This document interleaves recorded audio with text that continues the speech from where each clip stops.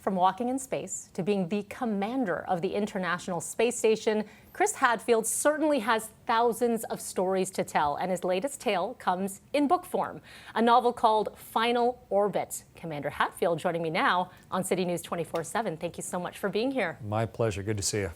Wow, we talked already quite a bit before this interview came up because, yes, you have such an incredible life, but I want to talk about this form of your life right now, the stage that you're in. This third book, it is not part of a trilogy. It can be a standalone. Final Orbit. Talk to our viewers a little bit about what got into this development of this novel. Sure. It's alternative history, thriller, fiction.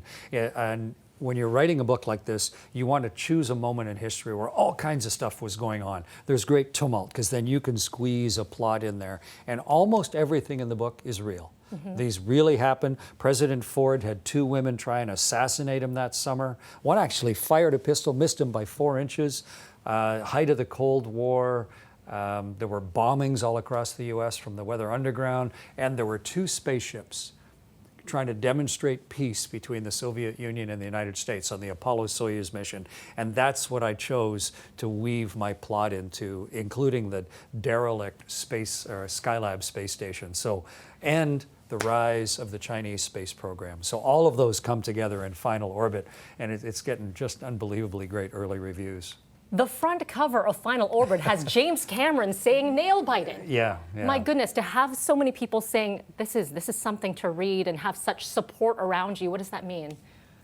Well, it's a lonely business being a writer, and often commanding a spaceship. But you toil away quietly. I do about a year of research, and then I write for about a year. And so you kind of hope that with that 2-year gestation period, the baby's going to be okay. And so I do my absolute best to write a book that is factually unassailable. Everything in there really could have happened, but then also is as gripping and page-turning as I can make it. But when you hand it over to the first reader, there's a trepidation there. But I'm really delighted. I couldn't be getting better feedback on the book. The guy who read it, who does the audio version of the book, named Ray Porter, it's so funny. He was reading it, and he would stop and call me and send me notes going, "This is great. I'm loving this." And you've given me a lot of accents and stuff to do. So yeah, I'm really pleased with how the book came out. To be able to combine your worlds, and obviously, as you noted, to be historically correct, but to bring in the nuances and the creativity coming from Chris Hadfield. Have you always wanted to be a writer? Oh, that was my favorite subject in school. I always liked writing and creative writing and the language. But I was so inspired as a kid. I wanted to fly spaceships and walk in space. And so I knew I had to study complex technical things.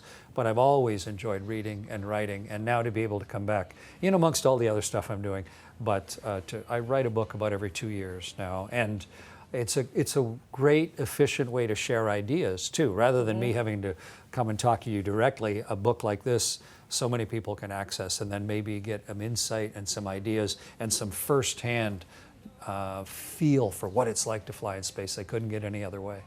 The book itself will be out very shortly here in October. October 7th. I do want, you said you have your hands in a bunch of different things. One of those other things, I want to make note of the Generator Show, which is coming to Massey Hall on November 27th. It's a variety show. So if people want to see you in a different format and others, what can they expect from this show? It's ideas as entertainment. Generator.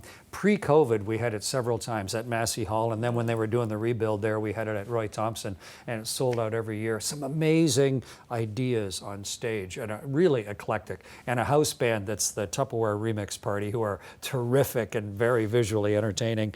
But it's a lot of fun to put together, and it's kind of an evening like no other. And I love it because we bring in everything from world-class architects to people that are wearing exoskeletons that give them mobility, to building prosthetic limbs for kids, to it's an evening of ideas. You come away going, wow, there was nothing else like that. And we call it Generator for the ideas. So that'll be fun on the 27th. And it's so nice to be back in Massey Hall, especially with the beautiful redo they did there. With everything that you've been doing, what does Chris Hadfield do to rest? What do you do to have fun? Well, everything I'm doing now is It's by fun? choice. I served the country for 35 years, and I'm very deliberate in trying to choose things that I look forward to. So I get up in the morning, I set this same watch that went around the world 2,300 times, wakes me up at 6 a.m., and I've just got a whole day of interesting challenges that I think tap into the best that I can bring. And so I exercise, and I try and get mentally involved in contributing a bunch of nonprofit work. And for me, at the end of every day, I look back and go, well, I got most of it done, but man, I'm looking forward to tomorrow.